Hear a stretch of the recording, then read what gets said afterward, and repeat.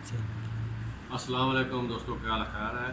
मैं हकीम अख्तर जनाब तुम मुखातब हूँ। इस वजह से खास किस्म की बूटी जिसका तारफ कराने लगा तो कम पेशी मिली लोगों की जंगल में पाई जानी है। परस्योशान जंगली है। एक परस्योशान छोटा जरा होना कुएं में नदियाँ नालियाँ छोटे छोटे पाया जाना चाहिए। परस्योशान जंगली है, बहुत बड़ा इस तरह से पत्ता होना, अत्था जड़ी है इस तरह का पत्ता होना, लेकिन अत्था जड़ी थोड़ी इसको मुख्तलिफ होनी है। ये और किसी ने नीचे जड़ा है इस तरह की गंढी होनी है। इसने पर गोल्डन रंग ने वाल होने ये सारे जड़े ये आला किस्म की औरतों ने जी खास बीमारियां हैज़ की बीमारियां जड़ियाँ उसने पर बहुत अच्छा काम करना। यानी हैज़ बंद हो जाए तो उसकी जारी करने वास्ते या हैज़ की बेकायदगी जी है उसने वास्ते बहुत अच्छा है। खास करके जरा अगर ज़्यादा मकदारी से इंशाल्लाह दिता जाए तो वो ज़्यादा नुकसान होना। इस माने कि जितनी तक दिता जाना जिस वक्त तक हैज़ जारी होना, हैज़ की जितनी बीमारियां वो देना। खास करके जिसम ने मसाने ने अंदर मदर बोल भी है, मसाने अंदर जी गदूदा होनी गदूदे वास्ते इस ना सरकंडे जी जड़ होनी है ये दो ने निशानदा बनाई तो दिता जाना।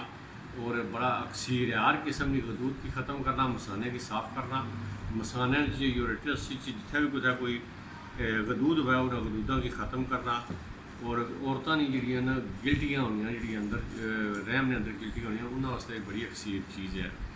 इस ना और सरकंडे ना दो ना मिक्स जरा जुखांदा बनाई तो एक कप रोज़ पीना ये छांदा बड़ा आला किस्म ने मतलब बोल होना। और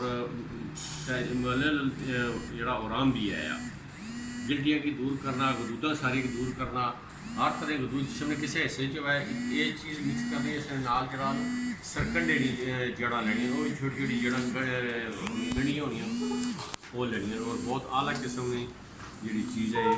इसी परस्योशान जंगली आखने बहुत अच्छी चीज़ है। इसने अंदर है तो कोई जरा ना पीले रंग ना एक गोदा जा होना अपनों लाओ बाल जे लाओ बाल भी बड़े कीमती होने। सन्यासी जड़े इन्हें लाई देने बड़ा कम कर रहे हैं। और बहुत आला किस्म की काफूर है इसने अंदर मौजूद है। यह जी इसने वाल अंदर इन्होंने वालों की लाई तो बहुत सारी चीज़ें इन्होंने बनाने भी है जोड़े कोई सन्यासी समझने वाले वो आप समझी जा सकें इसमें क्या किया जा सकना और क्या करने को।